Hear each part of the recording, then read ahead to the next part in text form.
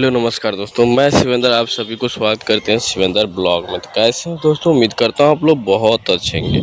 दोस्तों खेसारी भैया का फ्रेंड है तो वीडियो को एक लाइक कर दिए, साथ ही चैनल पर नए हैं तो चैनल को सब्सक्राइब कर लीजिएगा। दोस्तों बता दूं कि खेसारी भैया का सॉन्ग जो नहीं आ पा रहे हैं, कभी खेसारी भैया फिल्म में बिजी है। राजा रानी का काफ़ी गजब का शूटिंग हो रहा है, तो आप लोगों को देखने के लिए मिलेगा।